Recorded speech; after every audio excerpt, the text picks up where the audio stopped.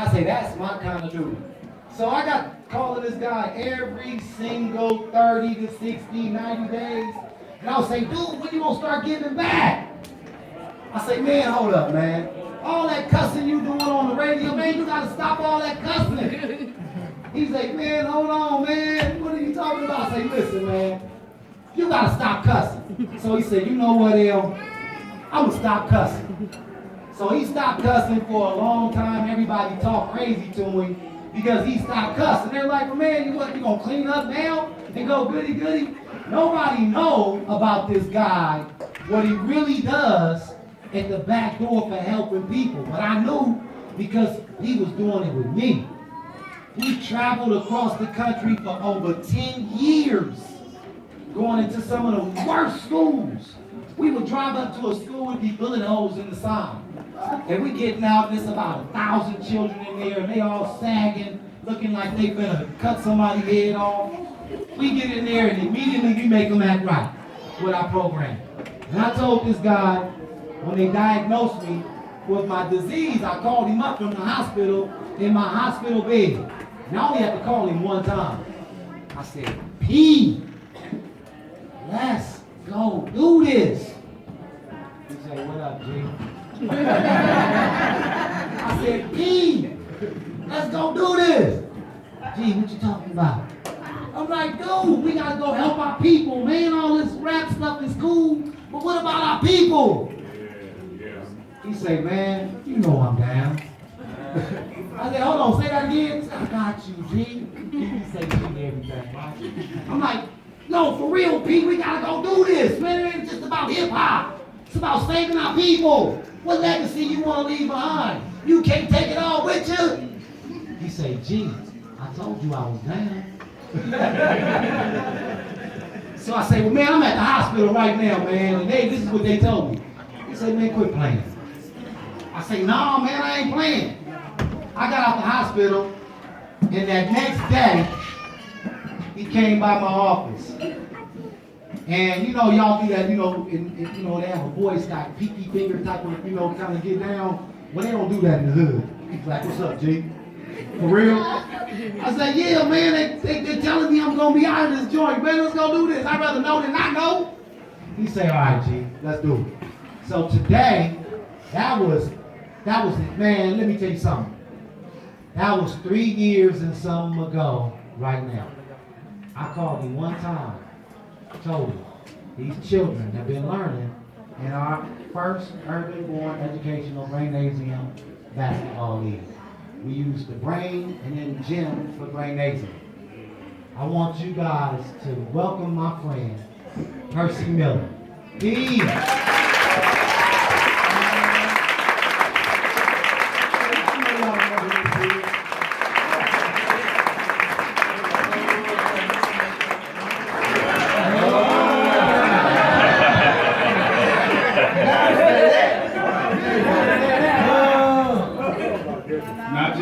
Thank everybody for being here. This is so important.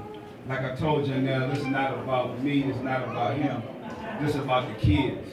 I was once one of those kids, and I grew up in a very bad environment.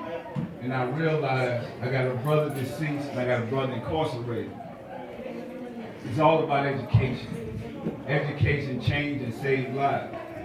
And as I grew up, when people talk about growing up in hip hop, that's what we're talking about. Y'all give yourself a round of applause, because this is what it is. I started out on the road, like Janelle said, like really trying to find myself. A lot of people, they challenge what I do, which is music. I sold 75 million records.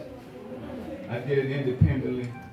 I started with nothing, turned my business into a multi-million-dollar empire. And not only that we do this here, I do this in about 12 other different places. My hometown, California, Tennessee, Kentucky. So this is about us growing up. When people talk about growing up in hip-hop, they told us that this would never go this far. Hip-hop would only be 10 years strong. And I took this to another level because this is the evolution of No Limit. My son now controls and runs the business where we're able to pass down from generation to generation.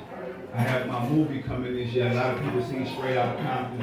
You're going to see King of the South, the Ice Cream Man, the movie. And you're going to see when I was you kids' age in kindergarten, second, third grade, fourth grade. So kindergarten, I was the king of the school. So that's where the whole King of the South comes from. And one lady told me, she said, bright eyes, you're going to be a star. Whenever somebody told me I wasn't going to be nothing, I kept thinking about Ms. Irene saying, bright eyes, you're going to be a star. So I'm telling all you kids out there, you guys are going to be stars. Take that with y'all. Don't let nobody say you can't do something. Education is the way. It definitely was the way for me. All my people around me that are dead or incarcerated, most of them had no education. So if you look at that, this should be something very important that you guys take with you. And I also want to give a round of applause for the coaches, the parents. Y'all give a round of applause for doing the volunteers. Even the people in the community, like this is not about nothing but me being here, showing up like Janelle said. I got a movie to shoot in the morning. I got a million things to do, but it's about giving your word. Janelle knows we give each other our word. Like they say on the streets, you give your word. You got to show up. You got to be there. And the most important thing that we could do is show up for these kids and let them know that I'm a living example that it can happen, we can come from an environment whether they might call it negative or whatever. I made the best out of the environment that I grew up in. So at that time, New Orleans was the murder capital of the world. So you know when Janelle called me, I'm probably the only one crazy enough to go with him wherever we need to go at. And we just go make it happen. Like he said, we'd have been in some of the worst places, but we realize we come from this. So we're not afraid of our people. We definitely not afraid to teach these kids. Sometimes we gotta fight for what we believe in. And sometimes we gotta distance ourselves from people that don't understand this is about the next generation. This is not about us. So, Urban Born is something that's real special to me. Me and my son started this with Janelle being people of belief, people that believe in the community.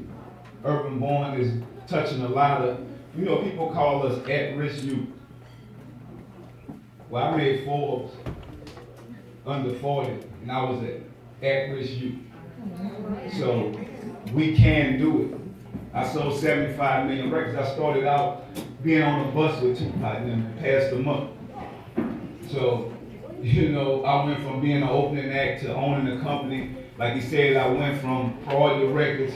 I'm the only person that had an 80-20 deal, which is a distribution deal, where I ended up making more money than the company that put my music out. And that's all because of education. So that wasn't from being the ice cream man on the block. So when people talk about the ice cream man, they try to figure out, well, P, why did you use that? In the community where I grew up at, when I seen the ice cream man, I knew the ice cream man who wore the white suit. He had the truck. He sold ice cream. It was legit. And I'm saying to myself, like, I want to do something that's going to be legit. I want to do something that's going to change my life and my family life.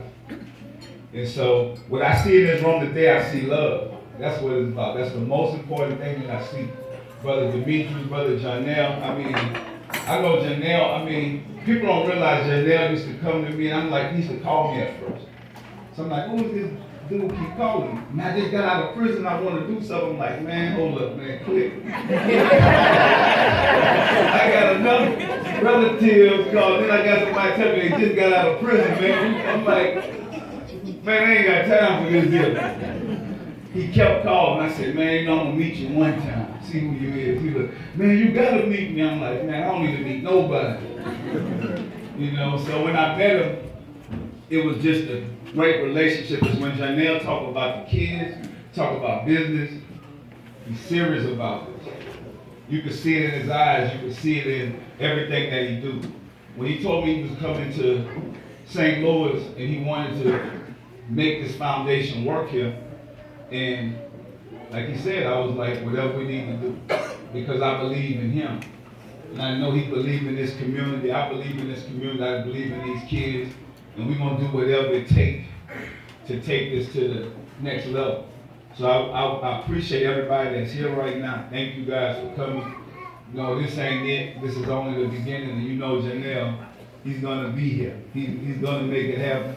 At the end of the day, you know what, y'all? He didn't change. Y'all see him in these overalls. So he comes to the airport. He picked me up. I'm thinking, okay. The first thing he tell me, he want to fight me. I'm like, gee, man, you already, you talking about you sick. Man, you don't want to fight me. You know? And this dude went to a private school. He got a big old mansion now. He got pillows that's like, I've been to his home, okay? His home is almost 50,000 square feet. This dude lives with big pillows now. I ain't been in his room though, but I can imagine. It's like, dude, you just got soft. You can't fight the Look, but you know what? The reason why I want to tell you kids that, don't worry about when somebody tell you that. You don't get bullied all the time. Somebody might tell you something. You don't have to prove nothing to nobody. The thing you have to prove is to yourself. Be yourself, and that's what make our relationship work, because we don't have nothing to prove. We laugh and joke. But when that really happened to one of you guys gotta realize that we don't have nothing to prove to nobody. And people always call me a square nut. Like I got a brother in prison, I got a brother deceased. I tell them all the time, I'm a rich square. I ain't afraid to say I come from the project. I love the project where I grew up at. But my goals was to make it out of it. Don't be afraid to make it out of here and come back and help the next generation. So y'all give yourself a round of applause, man. I love that.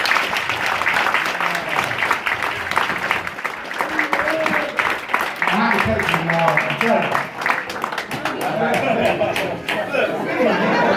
You ready to get old, you gotta stretch first, you know? So I'm gonna hit you up. Y'all see what he just did? Y'all don't even know I travel with this dude, right? We go places, and it's funny because, like, every time they say, you say, I be like, Pete, what's up? He say, I'm like, no, Pete, for real, like,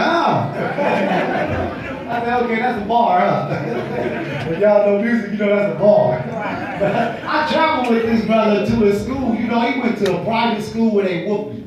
Okay? There ain't no private school in the middle of the project.